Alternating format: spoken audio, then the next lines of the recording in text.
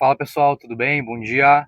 Bem-vindos ao terceiro episódio do Pode Saber, seu podcast de sabedoria e conhecimento. Pessoal, hoje vamos falar sobre o tema da Torre de Babel. É um tema um pouco polêmico porque na catequese a gente aprende, na história das escolas a gente aprende de um jeito, porém será que realmente é desse jeito que eles contam pra gente? Porque assim, essa história começa em Gênesis, no capítulo 11, onde os homens tentam na Babilônia fazer uma torre para encontrar Deus. Só que, pela Bíblia, Deus repreende e transforma o que era uma língua só em várias línguas. Mas será que isso foi realmente maléfico? Será que não tem mais coisa para a gente entender? Então a gente vai conversar tudo sobre isso daí nesse episódio, tá ok? Com o professor Ricardo. Vamos se inscrever no nosso canal porque o YouTube gosta de ter novos inscritos.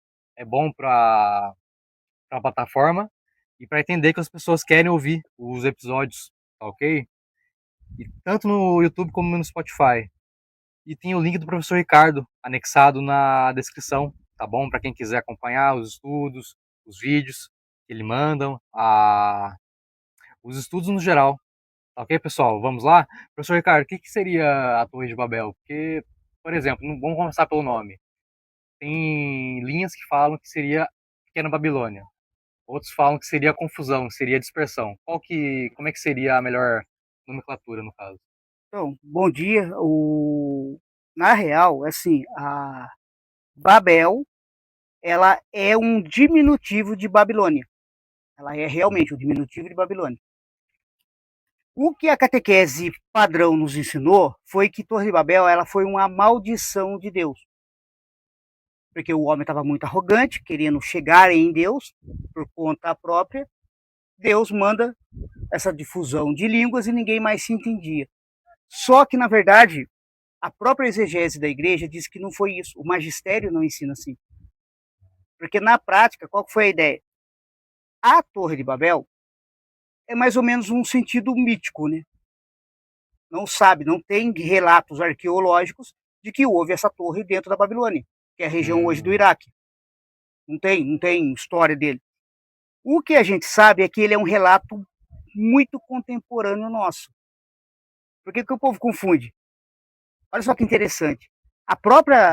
O próprio magistério da igreja ele traz a Torre de Babel como algo muito moderno, porque assim existia um só imperador que fazia todo mundo falar uma só cultura, uma só língua. Isso para a gente é uma globalização. Né? A própria exegese da igreja traz isso como globalização. Um só imperador, você imagina todo mundo submisso e escravo a uma só pessoa.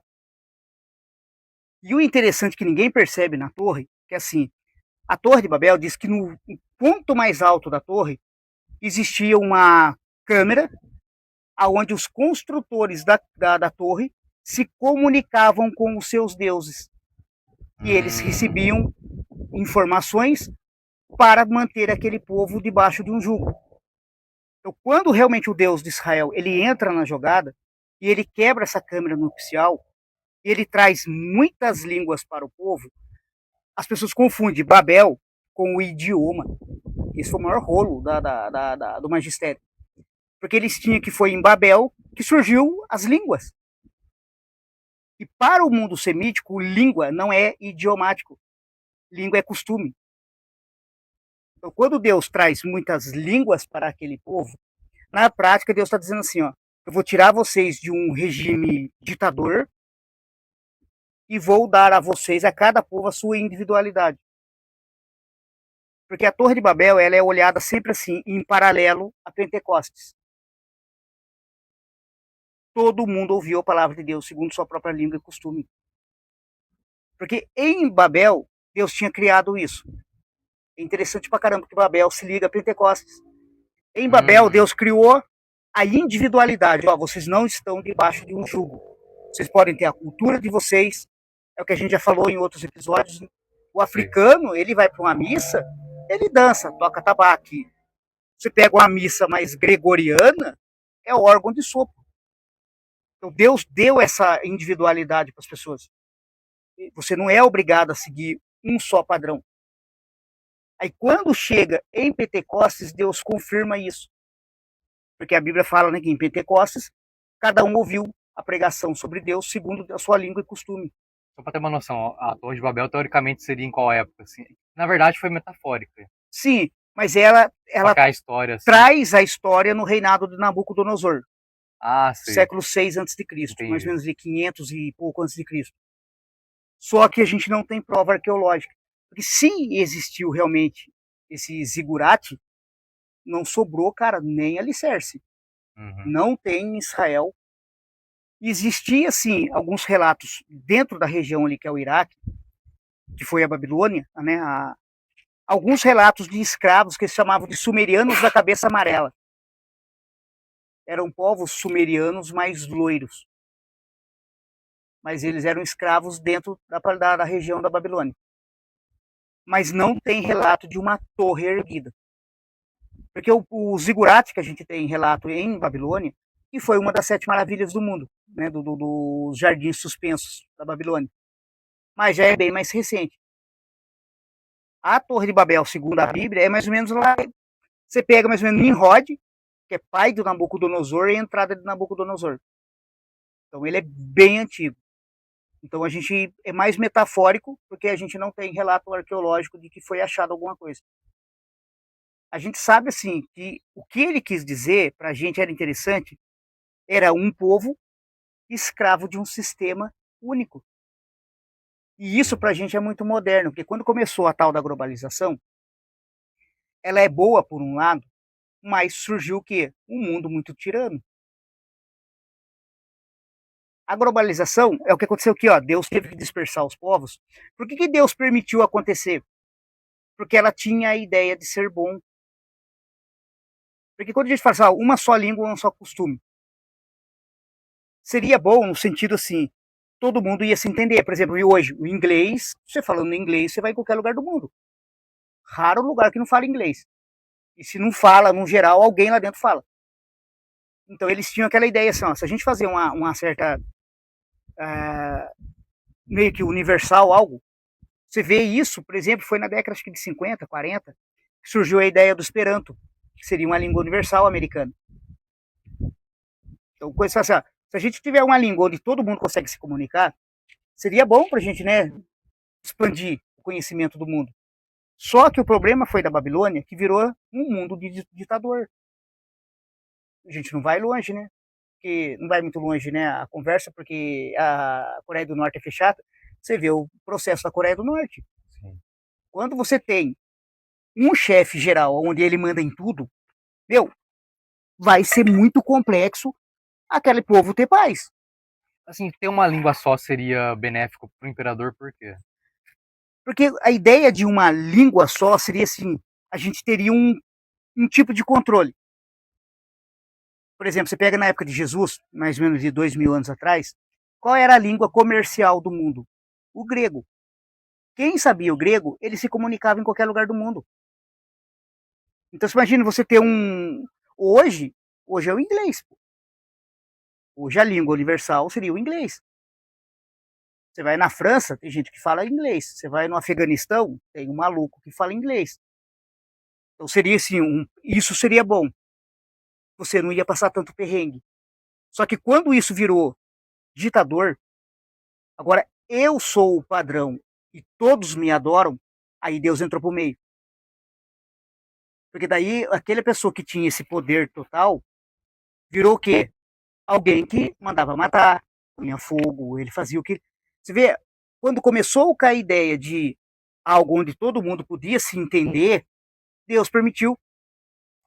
Quando um maluco se salientou e disse assim, ó, eu sou o representante de Deus na Terra, porque eu falo com os deuses, Deus entrou por meio. Esse foi o grande problema. E isso vem acontecendo na nossa história, ó, muitas e muitas vezes. Você falou que a Torre de Babel tá mais contemporâneo, né? Então, assim, a Torre de Babel, ela tem uma ligação forte com a Nova Era? Ela representa a Nova Era. Porque fala muito da Nova Era, né? Que fechar para um sistema só, né? E daí você está falando da Torre de Babel, que é isso também. Então tem uma ligação muito forte com a Nova Era. Pode ser que esteja acontecendo vai acontecer futuramente? Sim, porque a ideia é só a gente olhar, por exemplo, no Apocalipse. Quando o Apocalipse fala do anticristo, ele vai gerar o quê? Um governo universal debaixo da rédea dele. Então, a Torre de Babel é assim, algo que posso falar que é algo anticristo. Ela foi. Por isso que Deus entrou por meio. Porque você imagina, o povo tinha uma língua em comum. Legal, todo mundo se entendia. Só que quando um maluco decidiu que ele era o representante de Deus na Terra, e todo mundo nessa língua comum abaixava a cabeça para ele, Deus teve que intervir. Por quê? Porque o povo começou a perder o quê? Aquilo que era mais importante para Deus, a individualidade. Olha hoje como que é a nossa cultura. Vamos pensar lá. Qual que é o padrão de corpo? Todo mundo tem que ser seco, esturricado e toma aquelas injeção para ficar seca. Isso está matando pessoas. Você não é mais um indivíduo. Você é um grande coletivo. Qual que é o padrão? Mulher bonita. Tem que ser a loira dos olhos verdes. Mas todo mundo é europeu, cacete? Quem mora na África? Você vê como que nossa cultura ainda carrega essa sina de tudo gerar um padrão e aquele padrão tem que ser universal. Por isso que ele é muito contemporâneo. Hoje, por exemplo, vamos lá, outra coisa que Jesus pegava no pé. Hoje, seres humanos não valem por aquilo que ele é, mas por aquilo que ele tem. Isso é um padrão que foi criado que quebra a sua individualidade. Tem até aquela frase, né, que vale tem, né? Não aquilo que você é. Então aí as pessoas não respeitam sua individualidade como ser, porque você tem que ser aquilo que o padrão diz que é.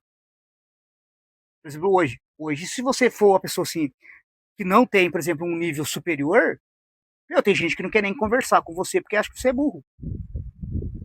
E tem gente que tem doutorado que é uma verdadeira besta quadrada. Gente, eu vim de dentro da PUC.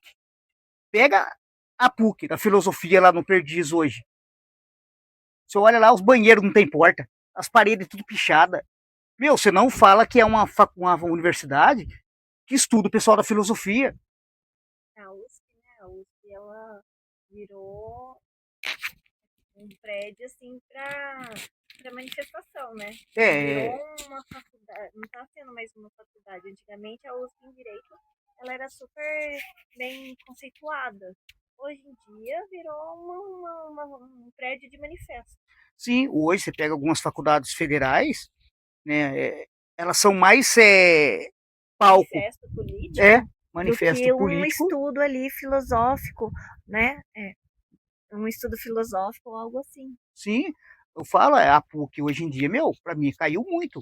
Até a grade de ensino que antigamente a gente estudava, hoje em dia não é mais. Muita coisa saiu da grade. Você vê, existe um padrão que está sendo levantado, que é a Torre de Babel. Todo mundo vai falar o que... E o que também padronizou muito é a faculdade ali, né, a USP. Não entra gente com outros pensamentos, né? Eles não estão aceitando pensamentos diferentes, apenas o deles ali. Então, quem que vai entrar de fora com pensamentos, com críticas diferentes, eles não estão aceitando. Então, padronizou ali a faculdade, né? Porque você vê, aonde que começou a treta? Nas grandes universidades. Foi o primeiro sistema que começou a quebrar o mundo. Porque se todo mundo fala a mesma língua, eles têm domínio sobre o povo. É que eu falo. Você pega aqueles senhorzinhos lá na roça, tem muito mais sabedoria do que gente que tem mestrado, doutorado. Sim, verdade. Você vê por quê? Porque o cara tem sabedoria real, vivida na prática. Eu falo porque, gente, eu ajudei pessoas a fazer mestrado. E você pega gente, que não sabe discernir símbolo. Não sabe discernir símbolo. Houve um caso uma vez, se não me engano, foi na Unicamp, que eu achei interessante. O pessoal chegou para a bancada do doutorado, todo mundo emperequetado, engravatado, com as pastas na mão. Primeira pergunta que foi feita para os caras que chegavam em frente à bancada. Pessoal assim, me fale de algo que aconteceu hoje, no seu dia a dia. Ninguém conseguia falar. O cara estava tão robótico que ele só estava ali para falar daquilo que ele planejou. Se alguém fizesse uma crítica, um questionamento da área dele com uma outra visão, o cara não sabe responder. Então, uma só língua é mais fácil de quem está no poder Dominar.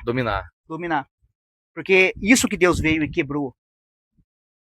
Você imagina que interessante, por exemplo, você pega a pessoa. Eu tenho perto de mim. A pessoa é mestrada, por exemplo, em biologia. Eu tenho um caso bem próximo de mim. Ele é mestrado em biologia. Mas se você pegar a biologia dela e olhar pelo lado, por exemplo, da filosofia, a pessoa não sabe dizer para você como aquilo significa.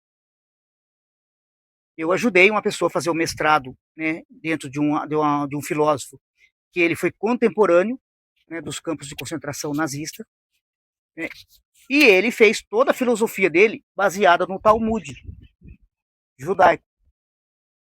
Meu, uma vez eu cheguei para um cara, esse cara estava fazendo mestrado, foi para assim, o que a filosofia te ajudou a entender o mundo? Qual que é a primeira coisa que a pessoa acadêmica fala para você? A segundo o Rúmel, a segundo o Spinoza, eu falei, meu, se eu quisesse saber da opinião do cara, eu pegava o livro dele para ler. Eu quero saber a sua opinião com relação a tudo que você aprendeu na faculdade, como pode mudar a sua vida aqui. A pessoa não sabe pegar o conhecimento acadêmico e pensar por conta própria. Meu, isso é uma pessoa fazendo um mestrado de filosofia. Como que você não consegue pegar sei lá, um Tolstói? Traz ele para o dia, traz hoje, como o pensamento dele funcionaria. As pessoas não conseguem sair. Por quê? Porque é mais fácil eu ter uma memória fotográfica e lembrar a palavra do cara com exatidão, mas não o sentido em que ela foi dita. Hoje, o que você mais escuta? Rousseau. Posso não concordar com o que você diz, mas vou defender até a morte o direito de você dizê-las. A hora que você diz algo que ele não gosta, ele quer matar você. Sim, é verdade. Você vê que coisa mais... eu sei de cor o lema do Rousseau, Montesquieu, tudo aqueles caras. Aí bota na prática. Não bota. O cara não sabe colocar na prática aquele pensamento. Toda faculdade de filosofia, o que você mais encontra em bancada é quem? Os clássicos. Aristóteles, Platão. Aí você chega pro cara e fala, tá bom, vamos trazer Platão pro século XX. Não, deixa Platão lá do século 5, 6 a.C. Gente, olha pra você ter uma ideia. Brasil. Vamos pensar, Brasilzão, Torre de Babel. Um poder centralizado. Então nós já não podemos dizer que nossa pátria tem democracia. Democracia não é poder centralizado. Porque demo, em grego, quer dizer, cada feudo tem seu poder próprio. Democracia é poder. Então nós não temos um poder. Ah, mas São Paulo tem os seus governadores, que abaixa a cabeça para Brasília. Então nós temos um poder centralizado. Isso é a Torre de Babel. Você vê? E nós temos, né? Por exemplo, sabe por que os países democráticos, entre aspas, não andam para frente? Eu, quando eu dava aula, né, nível de pessoalzinho de 15, 16 anos, todo mundo estava na escola. Qual que era a grande treta? Nós temos uma república. Eu falei, vamos pensar assim, ó. Quem aqui dentro, eu falei uma vez na sala, tudo nego ali, de 16, 17. Quem aqui já leu a República de Platão? Ninguém. Então, como você me diz que nós temos uma república? Você está se baseando em quê? Alguém um dia me disse que nós vivemos uma república. Eu não sei nem o que é república. Para mim entender república, eu tenho que entender Platão.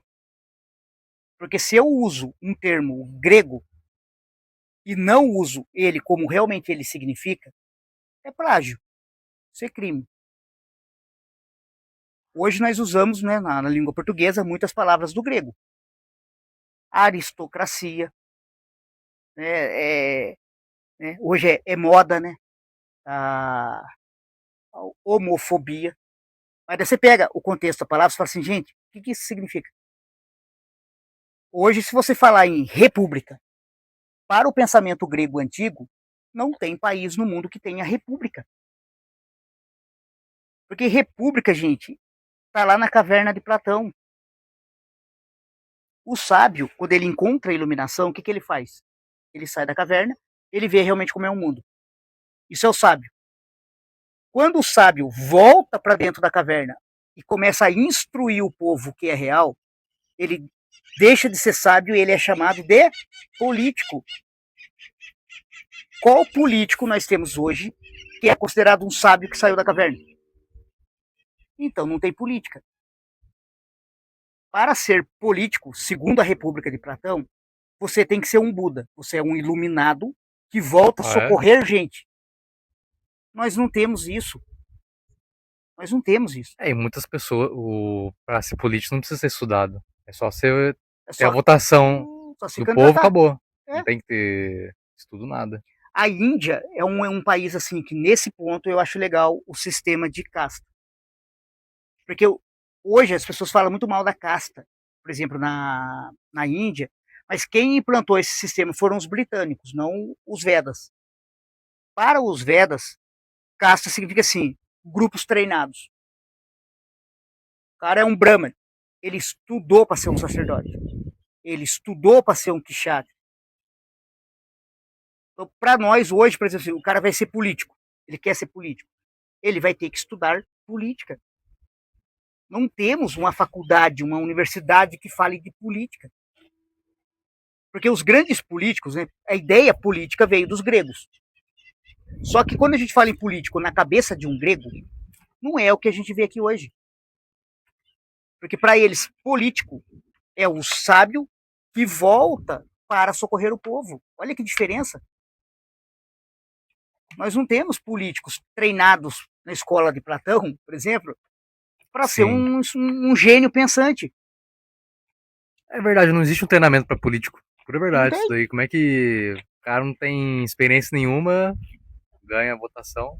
E assim, nós é exigido estudos, né? Estudos e mais estudos para ter uma profissão, né? Agora, um político não pode exigir um estudo?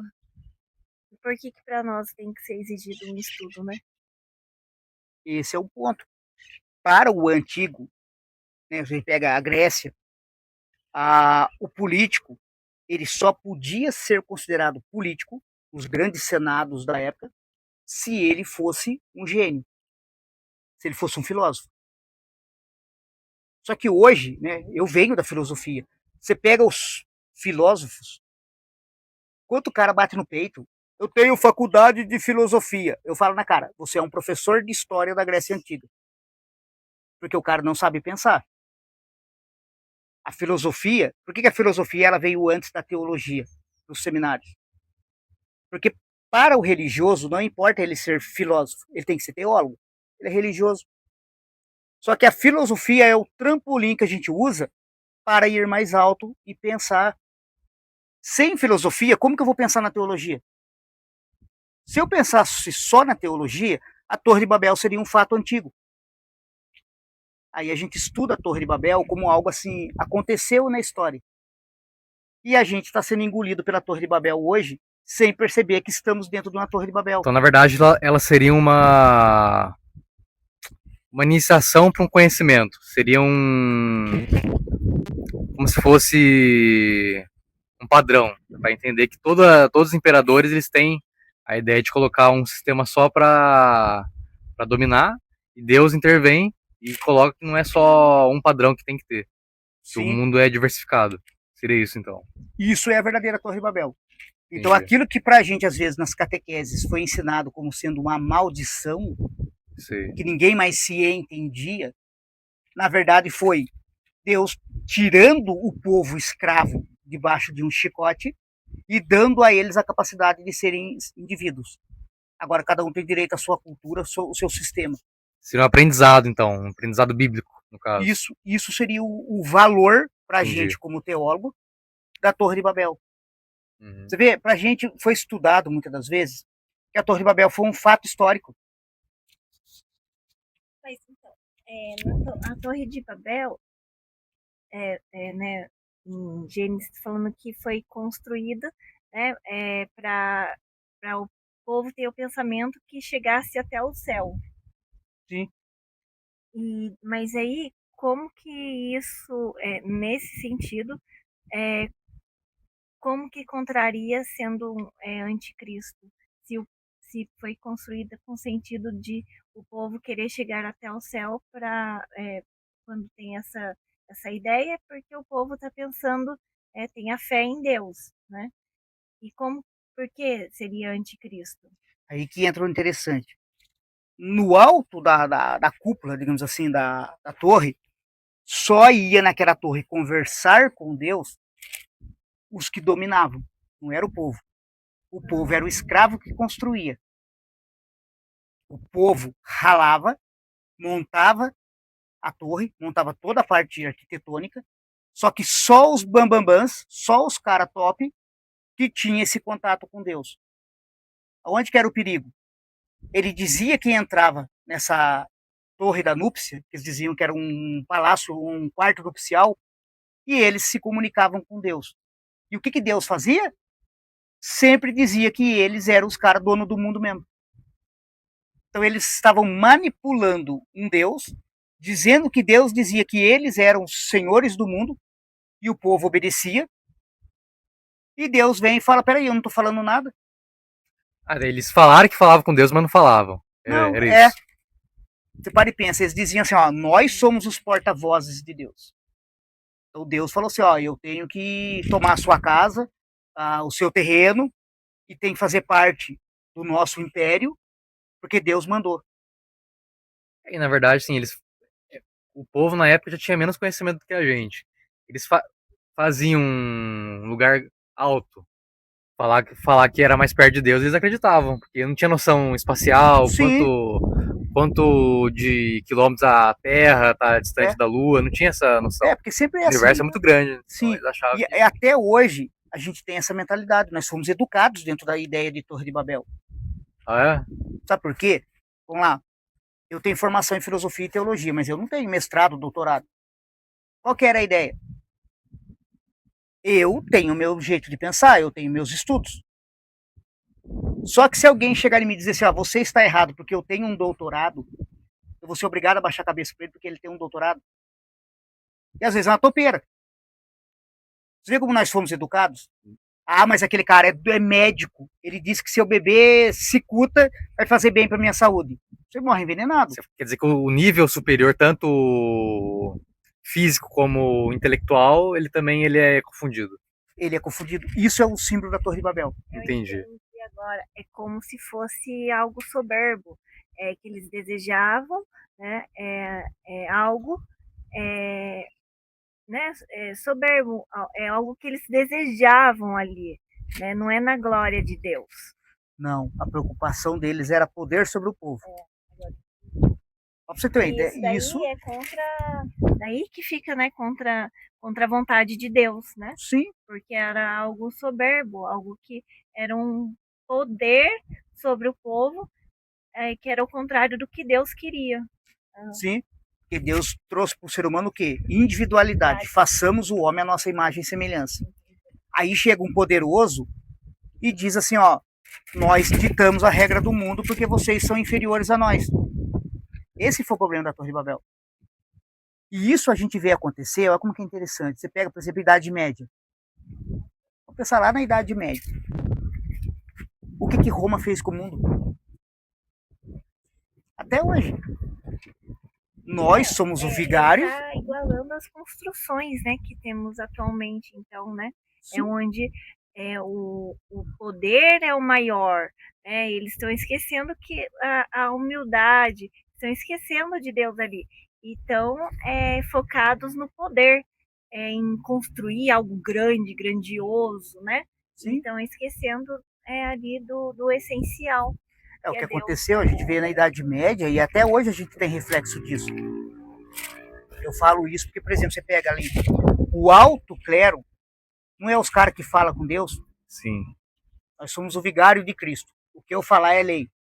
Cara, não saímos de Torre de Babel até hoje. Verdade. Sempre tem alguém no alto da torre que se diz enviado por Deus para mandar nos capachos.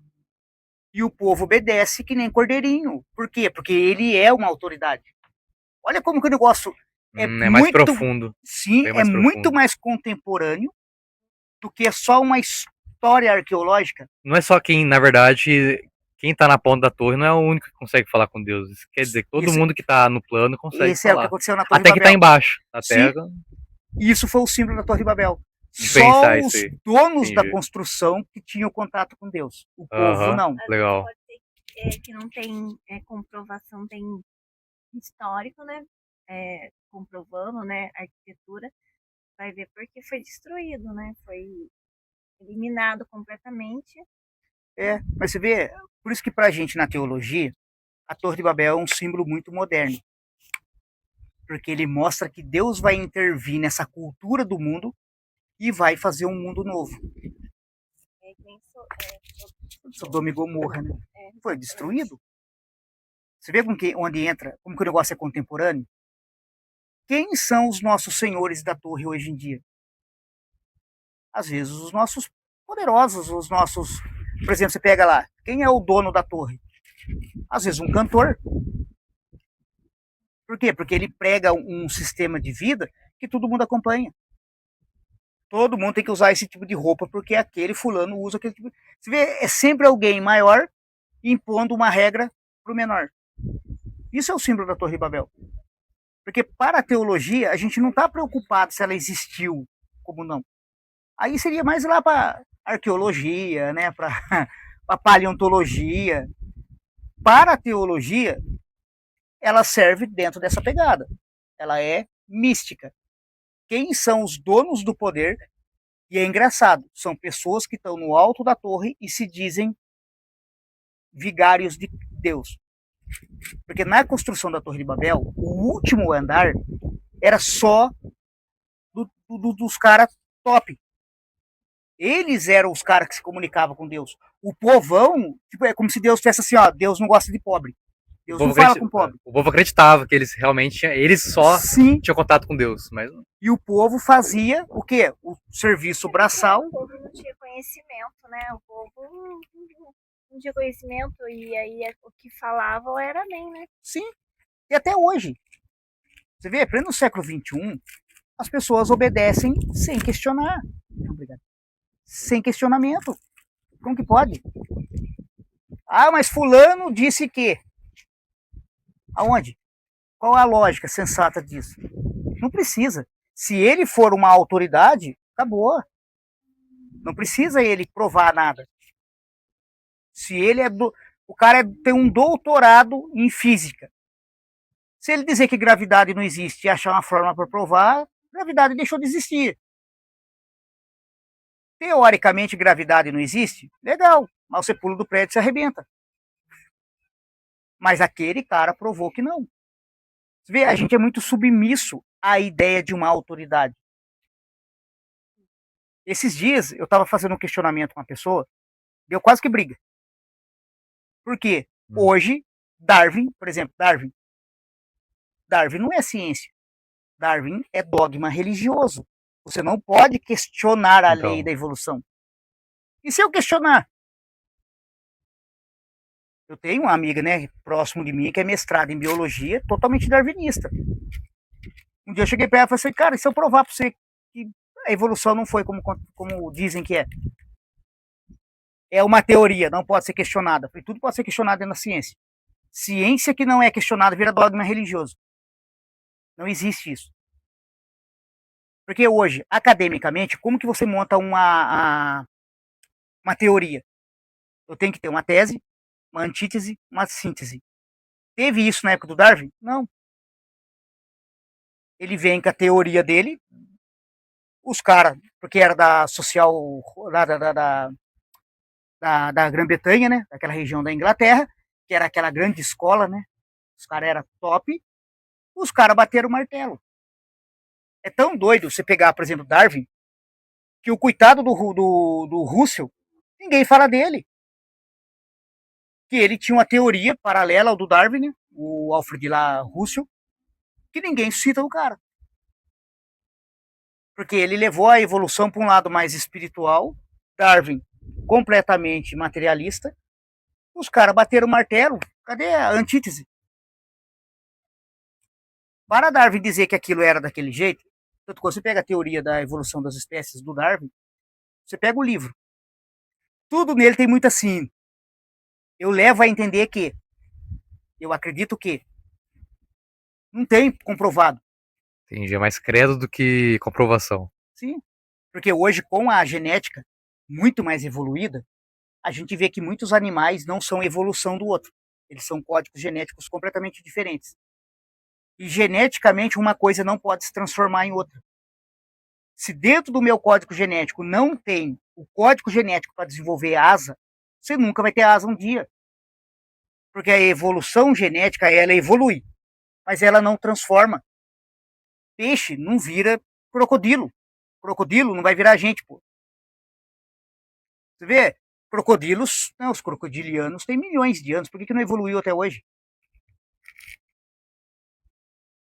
Chimpanzé é chimpanzé, orangotango, orangotango, pô. Você vê? Ele pode evoluir, como nós evoluímos. Só que nós podemos evoluir o quê? A gente fica mais forte, pode ficar mais inteligente, mas você não vai voar. Porque o nosso código genético, gente, ele pode evoluir, não transformar em outra coisa. Você vê? Uma foca nunca vai virar uma orca. Porque o código genético de foca é foca. Você vê? Foi nisso que não tinha como rebater e era muito interessante na época a ideia da evolução, mas aí nem pode entrar num outro ponto. Sei. A parte política do interesse da teoria da evolução do Darwin. Porque, você vê, isso é uma torre de Babel. Alguém manda, todo mundo obedece, ninguém questiona. Aí Lá Deus vem e fala, né? Aprenda a questionar. Chega nos seus líderes e fala assim, por que você se autodenomina líder? sempre teve isso daí, não adianta. Sempre a Bíblia mostrou isso daí. Os estudos. É. Você vê? Então, é aqui que a gente entra. Como que eu posso ser liberto dessa torre de Babel? É isso que Jesus veio trazer. Todo mundo fala assim, ó, nós somos igreja. Eu tenho uma birra desgracenta de as pessoas citarem igreja como clero. Igreja é uma palavra grega. Você vai lá para o dicionário grego, o que significa igreja? Os de fora. Jesus construiu, sim, uma igreja, não clero. Por que era igreja? Porque ele chamou os caras de fora. Nenhum dos apóstolos eram levitas. Eles não eram levitas da tribo de Levi. A tribo de Levi é a tribo de sacerdotes em Israel. Nenhum deles eram levitas. Você vê? Então Jesus chamou uma igreja, um povo de fora. Então, no grego, igreja tem duas conotações. O de fora e para fora. Então Jesus pegou aquele grupo de fora dos padrões sacerdotais da época, fez deles sacerdotes, segundo a ordem de Melquisedeque, e os envia. Por isso que a gente fala que é uma igreja católica, porque católico em grego quer dizer universal. Você vai falar todas as línguas para todas as culturas. Foi o que aconteceu em Pentecostes. E ela é apostólica porque ela veio dos apóstolos. Só que também, biblicamente, nós temos uma outra linha cristã que não é apostólica. Ninguém fala disso. Porque no Evangelho, Jesus, quando tromba uma turminha, Ah, sei. Entendi. João fala Lembrei. isso. O apóstolo João chega para ele e fala assim, Senhor, nós encontramos com os grupos falando do Senhor, mas não eram dos nossos. Nós pedimos para que eles se calassem. Jesus fala o quê? Não os obriga a se calar, porque quem não espalha, ajunta comigo. Olha que interessante, então tinha pessoas dentro de Israel que falavam de Jesus, mas não era do grupo dos apóstolos. Então nós temos uma igreja apostólica e uma não apostólica. Sim. Por Hoje em isso dia, da o que, liberdade. que seria não apostólico hoje em dia? O não apostólico hoje em dia, vamos pensar lá, isso tá lá em Gênesis também, a gente vai pegar muito isso. Abraão, olha que interessante, Abraão teve, né? Isaac, Jacó, né? Isaac e Ismael, Sim. e teve mais alguns filhos com Sétora. Esses filhos ele manda para onde? Para o Oriente. Então, o que é cultura abraâmica no Oriente, budismo, taoísmo, confucionismo, shintoísmo, é tudo descendentes de Abraão. Eles vinham porque como eles conheciam a cultura de Abraão, eles vinham para Israel nas Páscoas. Olha que interessante. E Jesus falou, não, eles falam de mim porque eu sou a promessa. Não os faça se calar. Olha que interessante como que tinha influência. O que o apóstolo fala para Jesus? Nós somos a Torre de Babel. Nós estamos no alto da... Só nós podemos falar do Senhor. Jesus proibiu. Todos, mesmo não sendo do grupo de apóstolos, têm o direito de falar de mim. Você vê como que Jesus quebrou essa ideia de Torre de Babel? Quando chegou no século IV, surgiu Torre de Babel de novo. Só a nossa língua pode falar de Deus. Por que em 1054 Roma e Constantinopla se separaram? Porque Roma invocou, isso em 1054, que é o famoso Grande Cisma. Roma invocou que só ela era autoridade para falar de Deus. Sendo que a Igreja Católica são 24 unidades pensantes separadas. Porque foi onde Deus quebrou a Torre de Babel. Não é só um grupo poderoso que fala de mim. Todos têm a individualidade de falar de Deus, segundo sua língua e costume. Por exemplo, o taoísmo seria uma vertente não apostólica. Ela é Prega sobre Deus, só que sim, com outra língua. Sim, outra variável. É, porque assim, os apóstolos eram todos o quê? Judeus. Eles eram judeus com língua de judeu. Eles falavam de fermento, de peixe, dos símbolos que eram comuns para a região da Palestina. Lá no Oriente, que foi os filhos de Abraão que leva, eles falavam com outros símbolos. Quando a gente fala tal, a gente fala de Jesus, pô, o grande caminho. Só que Jesus fala para eles que não podia proibir esses caras de falar assim. Esse foi o que Jesus fala dos apóstolos que não são apóstolos, né? A igreja não apostólica, olha só que interessante, quando a gente pega lá em Gênesis 25, ele vai falar assim, Abraão tomou outra mulher, né, porque a esposa dele tinha morrido, né, Sara, chamada Sétura, a qual lhe deu à luz Zanrã, Jequissã, Madã, Madian, Gesboque e Sué. Aí vai lá, o Gesian gerou Sabá e Dan, dos quais foram filhos os Assurins e os Latucins e os Lamuins. Aí vem, tudo descendente de Abraão. Daí lá no final ele fala assim, no verso 6 do 25, fala assim, quanto aos filhos de suas concubinas, só lhes deu presentes e despediu-os ainda vivo, mandando-os para longe de seu filho Isaque, para a terra do Oriente. Esses filhos de Sétura, que eram filhos de concubinas, Abraão manda para onde? Para o Oriente e deixa Isaque com a sua fortuna ali na região de Israel. Então esses caras que foram para o Oriente, se você pegar o Oriente, da onde é a Palestina, é Mongólia, Tibete, toda aquela região ali. Eles foram para aquela região com ensinamentos de Abraão. Olha que interessante. Entendi. Se eles eram descendentes de Abraão, eles sabiam da promessa do Messias. Quando Jesus se manifesta na Palestina, o que os caras fazem? Vai lá conhecê-lo. Por isso que Jesus falou, não os proíba de falar de mim. Quem não espalha, ajunta comigo. Você vê, Jesus deu autoridade para esses caras que não eram do grupo apostólico a também falar dele.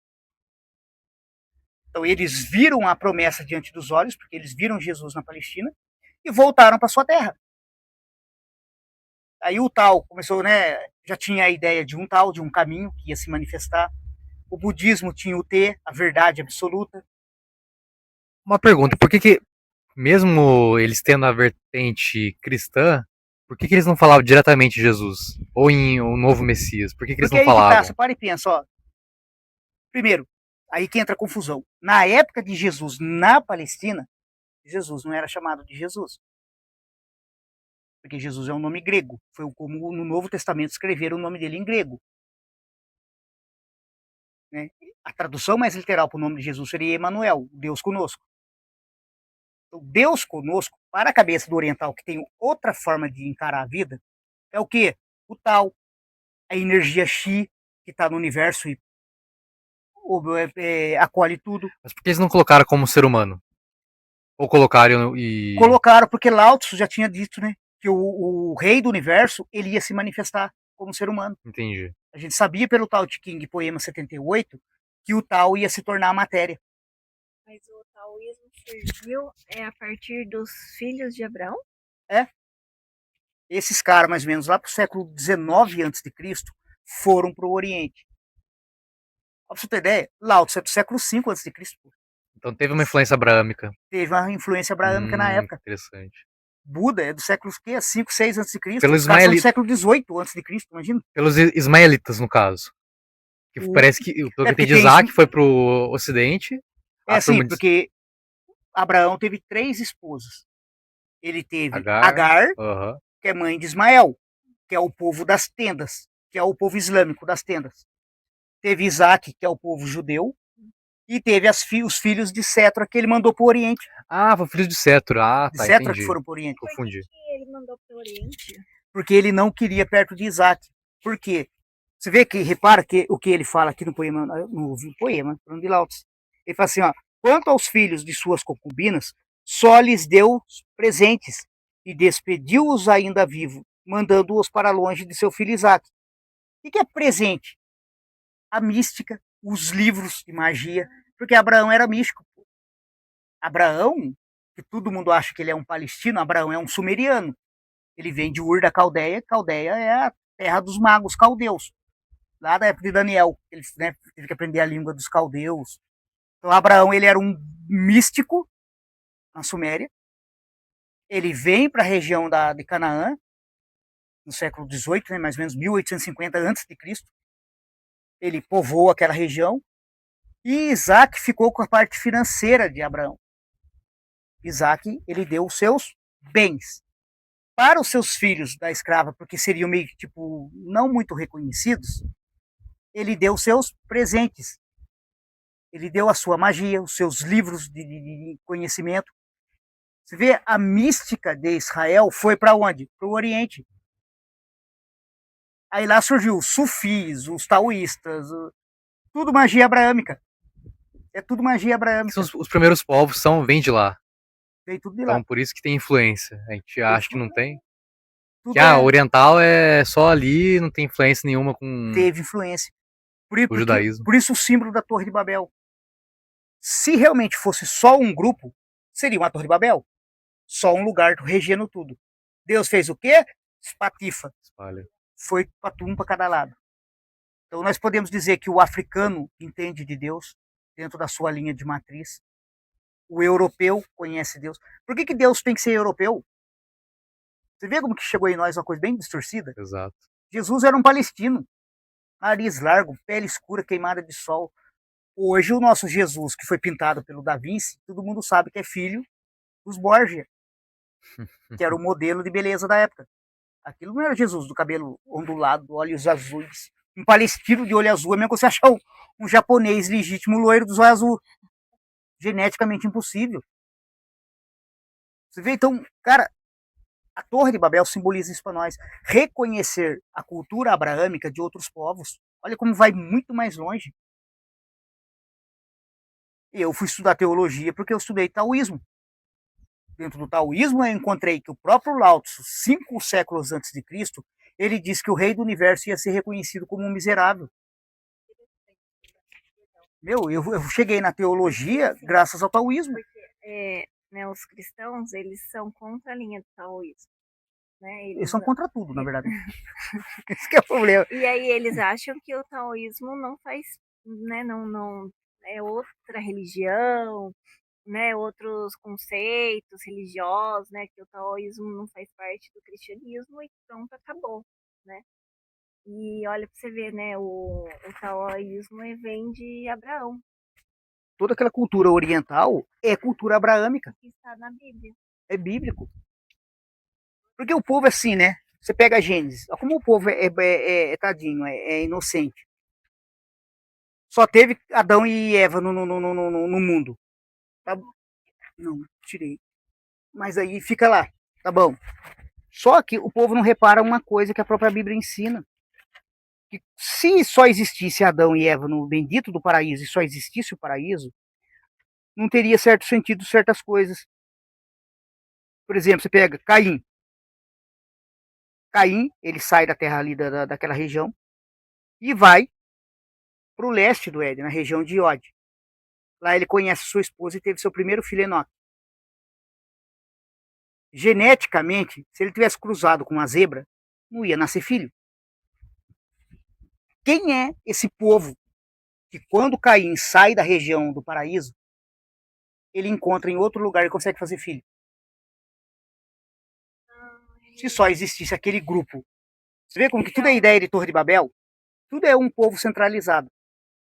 Então havia outros povos em outros lugares? Outros povos em outros lugares. A Bíblia deixa isso bem claro. Quando Caim mata o seu irmão, né, Abel, a Bíblia fala assim, ó, né, Deus expulsa ele, né? Eis que me expulsais agora deste lugar, e eu devo ocultar-me longe de vossa face. Legal. Tornando-me um peregrino errante sobre a terra. O primeiro que me encontrar vai matar-me. E o Senhor respondeu-lhe, não, mas aquele que matar Caim será punido 7 vezes. Se só tinha eles no mundo, quem quer matar Caim porque ia reconhecê-lo como assassino? Uma anta? Deus sempre colocou a diversidade dos povos. Sempre Foi comum isso daí. Nunca foi novidade. Nunca foi novidade. Sempre houve mais povos. O que a Torre de Babel traz? Os povos eram descendentes de quem e da onde? Porque assim, Boa pergunta. aí entra a parte mais interessante de Gênesis. Como Gênesis nós estamos falando do Cenozoico, que Deus criou tudo novo, porque tinha caído o meteoro e veio uma bagunça na Terra, começou a ter novos céus, novas terras. O que acontece? Deus criou o homem no 6º dia. Quem lembra das aulinhas lá de biologia, a gente lembra que o homem apareceu no que era quaternário. O quaternário é a 6ª era do Cenozoico. É só olhar qualquer site de geografia, né? Você pega lá a parte de geologia, teve o Cenozoico, daí teve, né, aqueles níveis. Eu sei que são 3 níveis e desses 3 níveis abrem outros níveis, né? Sei. Dentro do Cenozoico. E o homem surgiu no quaternário. O quaternário, se você for olhar pelo mapa, ele é a 6ª era dentro do Cenozoico. Então o homem surgiu no 6º dia. Só que é interessante que o quaternário começou há aproximadamente 250 mil anos. Nossa espécie, que é o Sapiens sapiens, só tem 7 mil. Cadê o Neandertal, o Homo erectus, o Homo habilis? Então a gente pensa assim, nós somos uma mutação genética evoluída do Homo sapiens, que nós somos chamados de Sapiens sapiens. A Bíblia dá a entender que Caim conheceu sua esposa, que talvez fosse um sapiens. E como era hominídeo, teve filho. A genética bate. Ah, entendi. Você vê, então, na verdade, começou a misturar essas raças. É comum na Europa, né? A gente veio da Europa, nossa família. Na Europa, muita gente tem código genético de Neandertal. Então peraí. Então, o Adão foi o primeiro Homo sapiens. Ele é o primeiro Sapiens sapiens. Que seria a última... Que foi a última evolução da espécie. Ah, entendi. Faz sentido. Porque o Entendi. Sapiens sapiens, nossa estrutura, ela tem 7 mil anos. Isso foi comprovado geneticamente. Mas a gente não chega a 7 mil anos. Nosso código genético, a nossa mãe original, Lucy, digamos assim, né? A nossa Eva, tem 7 mil anos. Você vê? Então não é tão antigo. Só que tem raças na Terra muito mais antigas. Tem gente que pergunta, mas como é que Adão teve, né? Como é que procriaram? Será que foi tudo do mesmo casal? É. Adão e Eva? Mas na verdade não, então. Porque já tinha outras vertentes do ser humano. Por isso que a gente misturou. Porque a gente o nosso código genético é Sapiens sapiens. Homo sapiens sapiens. A gente vai ter o Sapiens 2. Só que quando Caim tromba sua esposa lá, que talvez podia ser uma descendente de Neandertal, de Homo sapiens 1, eles cruzaram e tiveram filhos. Por quê? Porque geneticamente é hominídeo, pô. Não teria como ele cruzar com um alienígena mutante lá de Marte. Tinha que ser um hominídeo para poder procriar. E ele procriou. E aí as terras foram se expandindo, porque a gente sabe que hoje, né, há algum tempo atrás, a geografia, assim, você ia estudar, por exemplo, a parte de biologia, era bem complexo, né? A gente pegava a linha do ser humano linear. Então tinha macaco, foi surgindo gente. Hoje a gente sabe que não. No mesmo instante que tinha Homo sapiens na África, tinha Neandertal na Europa. Não foi a evolução humana, não foi algo assim linear. tinha muitos povos vivendo na Terra no mesmo tempo. E quando teve a Era Glacial, principalmente na Era Glacial, que o povo tinha que se deslocar de um lado para o outro, o negro começou a cruzar. A gente sabe que os nossos índios passou pelo Estreito de Bering, veio tudo da Ásia. Isso tem o olho puxado. Na época da Era Glacial. Você vê, é uma mistureba de raça. Pra gente já fechando, Deus nunca quis separar os homens, sempre quis unir. Isso Sempre que é foi. verdade. Nunca. É igual misturar raça. Raça entre aspas, que a gente fala. Branco, Sim. negro, japonês com. É tão bonito você ver uma mistura de casal, Sim. de cor, é tão legal. Por que não fazer isso? Você vê que tem países que até hoje é assim. Eles não se misturam Verdade. com outra raça. Então, Torre de Babel. Vamos manter a nossa raça pura para manter os genes poderosos. É igual Hitler, né?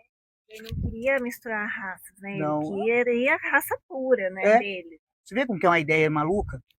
Hoje, no mundo moderno, você fala dessa ideia de raça pura de Hitler, todo mundo tem horror. Mas tem lugares que ainda é assim. aí o cara fala, não, eu sou puramente europeu. Vai ver a genética dele, tem asiático, tem também. Vai ter negro, africano. Às vezes a maioria africana ele nem sabe. Nem sabe. Você vê? Então, o Adão e Eva, a gente só entende a Bíblia quando você entende Adão e Eva sapiens sapiens. Um casal Entendi. geral do sapiens sapiens. Não é o primeiro homem e mulher do planeta Terra. Porque biologicamente o homem surgiu na era quaternária. E o quaternário começou há 250 mil anos.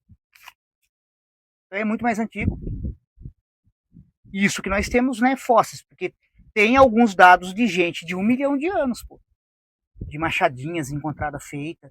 Que são, tipo, espécies nem, tipo, classificadas. Então nós não sabemos quando começou a vida na Terra, na verdade.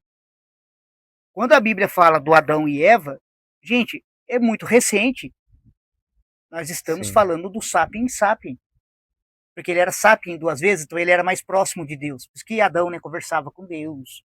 Ele não era tão animalesco. E assim mesmo, tem cagado, né? Você vê como o negócio é muito louco? Então a Torre de Babel sempre existiu, esse conceito, e na verdade nunca parou, né? Nunca parou. Ela tem outras maneiras. Sim. Isso é Torre de Babel. Uma raça poderosa que está lá no topo e dita as leis do mundo. Qualquer pessoa hoje que fala de teoria de conspiração fala, né, dos poderosos que regem o mundo. Isso é uma Torre de Babel, pô. Isso não deixou de ser Torre de Babel. Nós somos regidos por algumas grandes famílias do mundo. Todo mundo sabe disso. Isso não é novidade. Isso é Torre de Babel?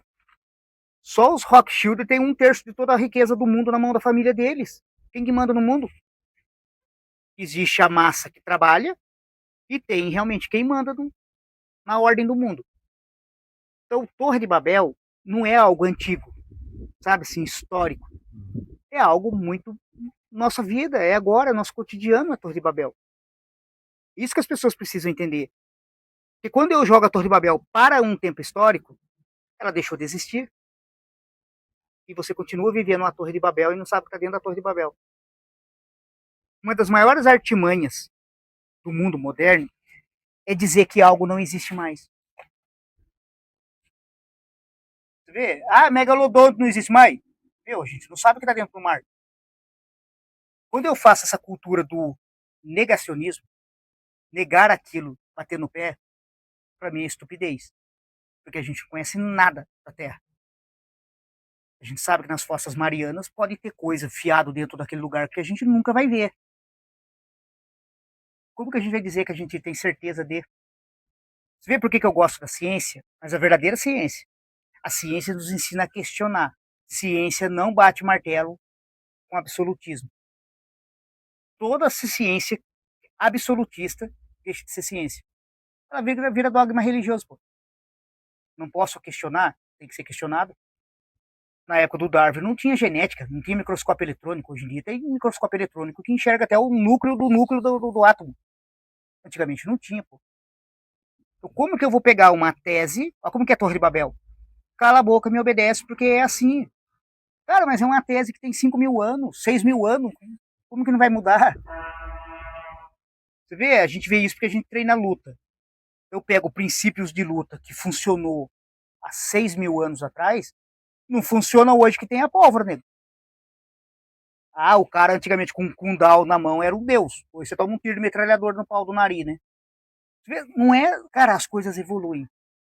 Toda ciência, ela é obrigada a evoluir. Ciência que não evolui não é ciência.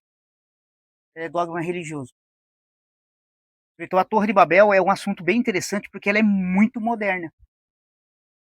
Nós estamos presos, escravos dentro de uma Torre de Babel, com alguém mandando e ditando o que é verdade, e a gente abraçando, baixando a cabeça.